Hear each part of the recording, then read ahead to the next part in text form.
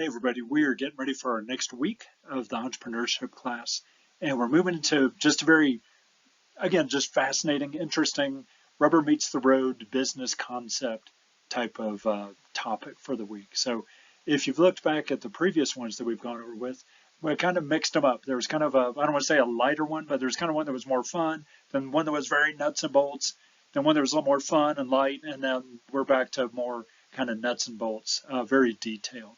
So like the previous presentations that I've made, I've relied heavily on outside sources, and so I cited all those. These are already published. They exist out in the popular press, and so I cited them, and I encourage you to follow up. In the information for the week, I will give a list of all the different sources. So you'll see them listed on the presentation slides as I go through them. But then, like I said, you also have access to click in and look at them yourselves. And also the neat thing about these online articles is they have links to related articles. And so there's lots of stuff to be able to explore and to move around in. So let's get going. All right, so this week we're going to talk about buying a business. Instead of starting from scratch, what's something else that you might be able to do? And so just like a lot of things, this caveat emptor, let the buyer beware. Now there's additional meaning behind this, kind of legal things, but it's that idea of, when you're entering into a relationship to buy something, you need to do your due diligence. You need to understand exactly what it is that you're buying into. This caveat emptor with commercial law talks about that express warranty. But again, it's just kind of the warning that we all ought to be aware of when moving into some of these opportunities. So this week, we're going to talk about licensing. And if you look at the syllabus, you see that all the topics started with an L. So licensing, I'm actually putting at the end of this presentation, and we'll go through and describe some other opportunities first. All right, so like this, like I already mentioned, instead of starting from scratch, what if you buy into something that already exists? Okay, for an entrepreneur, I think one of those earlier videos that I showed you talked about what entrepreneurs are.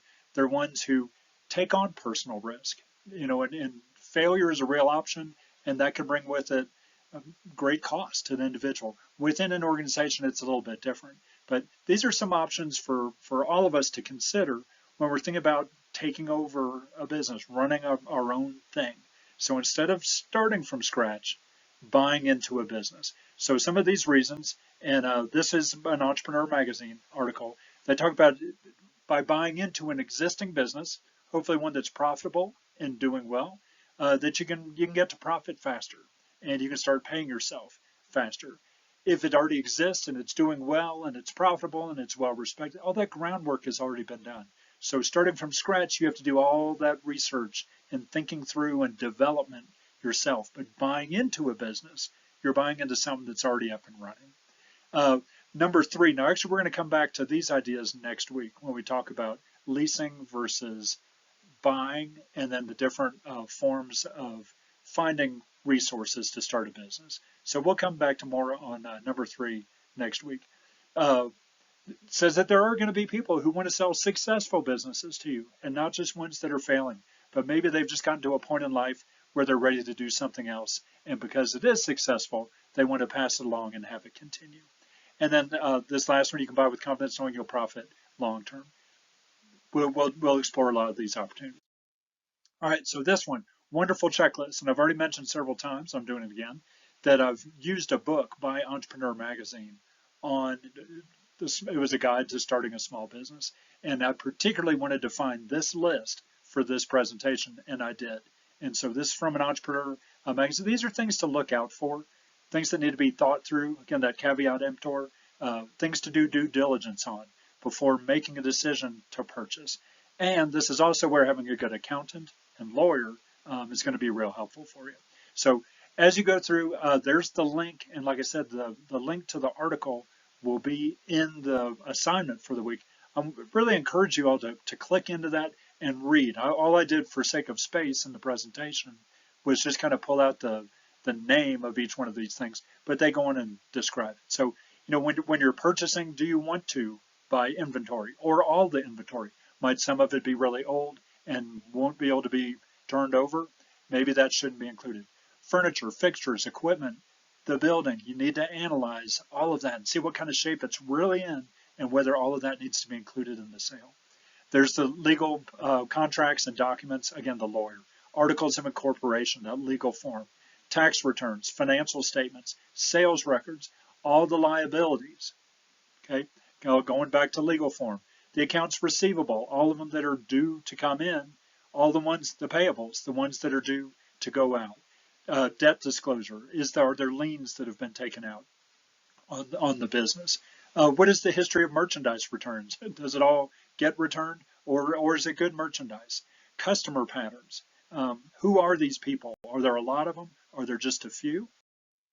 What are the strategies? What are the advertising costs? Again, that relationship between location and advertising, and then also competitors and making yourself noticeable in that marketplace. Price checks, look at the prices, the industry and market history, location, there's your area, reputation, seller customer ties, inflated salaries, really go in and analyze what those salaries are. Again, the financials would all be that.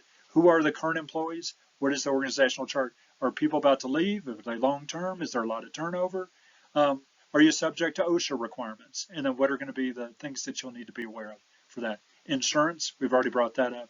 And then your product liability. So just a wonderful list, 25 things mentioned in that entrepreneur.com article. Again, take a look and really go through and look at some more of the specifics on that. Buying a business, here's another one. So on this, these are some common mistakes that are pointed out in this article.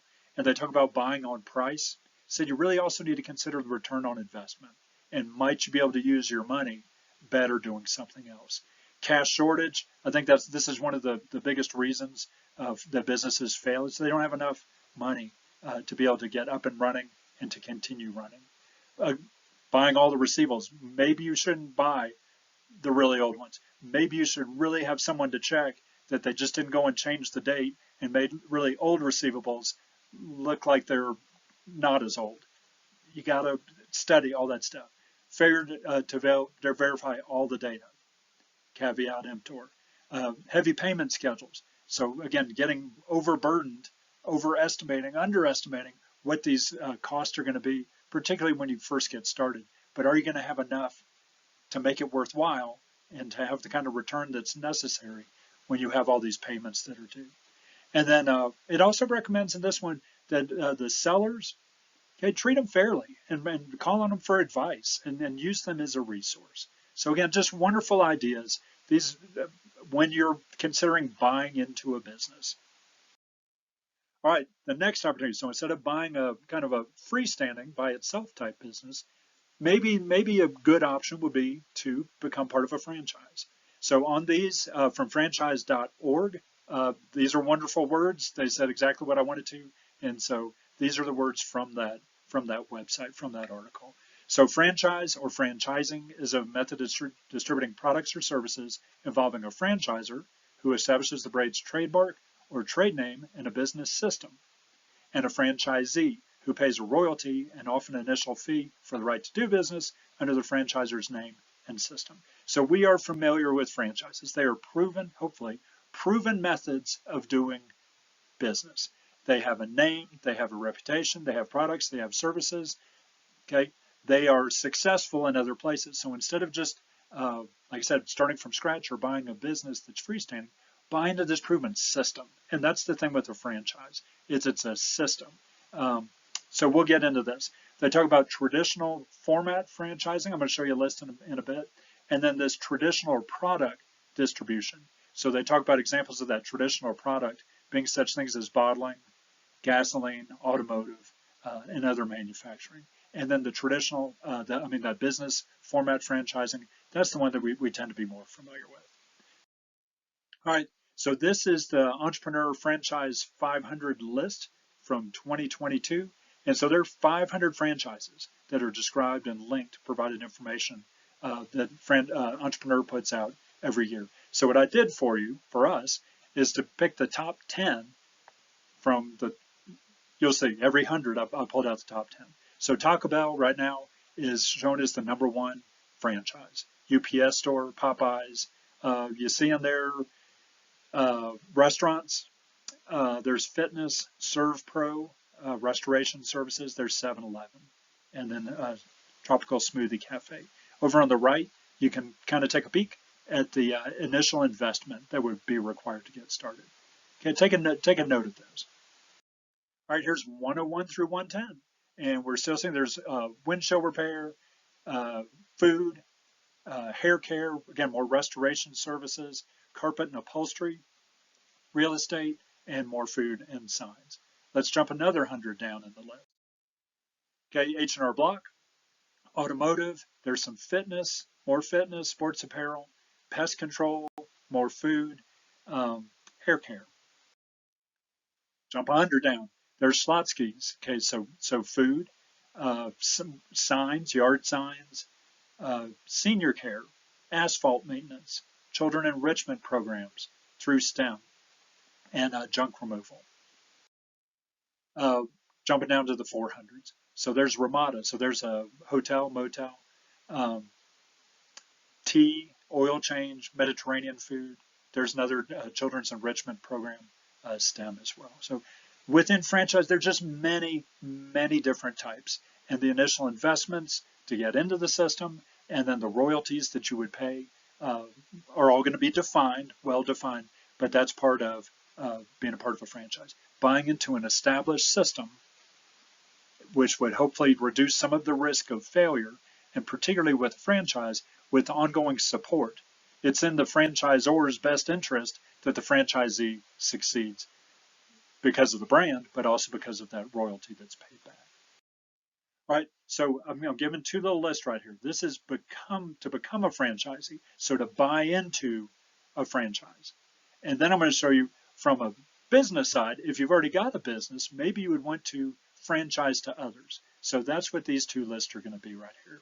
So this from franchise.org website. These are the advantages. So that first one is really kind of the heart of a franchise. Owning a franchise allows you to go into business for yourself, but not by yourself. You're buying into a system. That number two, it gives you a certain level of independence. Just looking down the list, quality, consistency, pre-opening support, site selection, construction, financing, training, national and regional advertising, operating procedures, ongoing supervision and management support. That's the advantage of buying into a franchise. Here's some disadvantages, and this is kind of the thing with franchises, is that when you buy into the system, you need to operate within the system. Okay, that's the proven way to do it. And so that top one, that's always kind of one of the biggest things about the disadvantage. You're not completely independent. You must operate within that system to ensure that the system works for you. Looking down, it looks like the third dot down. After an initial franchise fee, there are going to be some types of ongoing royalties and advertising. That helps provide all that support that came from the advantages, is that you have this team, you have this corporate team working to help ensure that you and the other franchisees succeed. So the last one, the term duration of a franchise is usually limited, and the franchisee may have little or no say about the terms of termination. So it's all contract based. Also with the franchises, that caveat emptor, the government stepping in and helping, there are very defined rules and procedures on how all of this is done. And I'll provide links in the assignment so you can look over and see those. All right, so now let's say you've already got an established business and you're considering maybe I can get others to do this along with me. So on this one, to franchise your own business. So that number one, there's potential for rapid expansion with minimal capital expenditures. So it depends on how the whole system is set up. Do you require the franchisee to invest and help build the building or facilities, whatever you need, or does the franchisor help with that as well? So that's what this is about. You have a successful business. Others are envious. Others say, hey, how can I buy into it? And then they're able to buy into this system. So again, just look through those. Number four, franchisee will generally have a minimum number of line management employees and a great number of staff advisory. That's that people to help your franchisees. National and local advertising are available for franchisees in greater amounts than could be generated alone. And also the buying power, because you're a bigger unit, bigger organization, that you can get better deals through scale and then be able to pass those along. More advantages. There it is right there on the top. There's increased buying power, lower possible purchase prices for goods used by the franchise. Number 3 is the franchisor can have a steady cash flow from the royalties, but that's also going to be one of the disadvantages, which you'll see in a minute, because they only get the royalties, while the franchisees are off doing the business and then just paying a smaller percent back as a franchise. So again, those are the advantages if you want to franchise. Some of the disadvantages. So there's that top one. You'll make less money than a company-owned store since you only collect a royalty, which is just a small percentage. Independence of the franchisees. The franchisees aren't your employees, and you don't have direct management control over them. Difference in required business skills. You may have a different style than franchise owners. And then the last one is costs can be high to get it up and running. So again, just something else to consider. You can start from scratch. You can buy kind of an independent business, but then franchising might also be a good opportunity for you as well. There are many, many of them out there that we see and do business with every day. All right, here's another one. So let me show you this. So in the Entrepreneur Magazine, they make a very big point of pointing out that there are things other than franchises, but they're kind of like franchises, but they're not. They're different.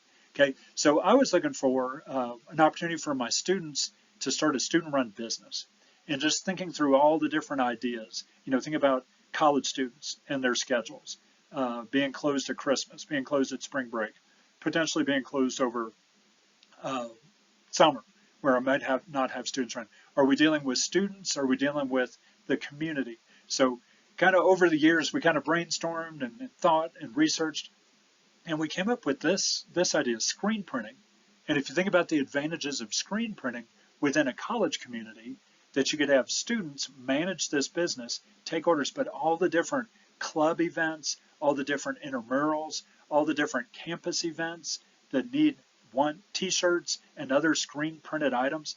What a great idea for a student-run business. So how do you get started? Students did some research and found, now I just pulled this one up because it was the first one I saw, but there are a number of companies out there that encourage people to get into the screen printing business. And so you don't just get online and order the equipment, but they have packages, and they have support, and they have training, and they have the ability to order the supplies, the ink, the machines, the different equipment that you need directly from them. And then you can call back at any time and receive some help and advice and training. Okay, that's different from just going to a big box store where you just buy the stuff. This is different. If these are companies then that sell these ideas, these systems, these business opportunities, and then also provide this additional relationship that can extend into the future. All right, so these are what we call business opportunities. They're different from franchises. All right, so just this, all franchises are business opportunities, but not all business opportunities are franchises. Okay, so there are a number of other business opportunities that don't meet the definition of a franchise, but are still worthwhile and provide that ongoing support. All right, so this one, here we go. So these are some common examples that you see just kind of every time you look up business opportunities. They talk about dealers and distributors. They talk about licensees. Now, I probably should have slid that down a little bit further. That's what we're going to do, but that's our next topic. Vending machines is a common one of these business opportunities, kind of like the screen printing. Cooperatives, and then direct selling, direct marketing type things. So my wife has done a number of those direct marketing with candles, with cooking stuff, with children's educational books and other things, and that's a different way. You get into this system. There are the products, the services, they're already provided, and then you provide a way then to go in and distribute those out to others and make your sales. So you're within a system, but you're kind of independent. All right, so business opportunities. Let me click over to this. Although not every state has, with a business opportunity law, defines them the same, most of them use these kind of similar things. So again, from entrepreneur.com, from their encyclopedia. So I just kind of real quickly brought some of that information over for this presentation. I really encourage you to find the link and to go in and look into this and explore. This, you may find kind of the perfect thing. Oh, that's exactly what I needed to make this thing that has been burning inside of me a reality. So, but most of these, and again, these are also going to be governed and defined by the Federal Trade Commission to protect consumers. And so, but usually it involves buying into this system. There has to be a certain amount of money provided.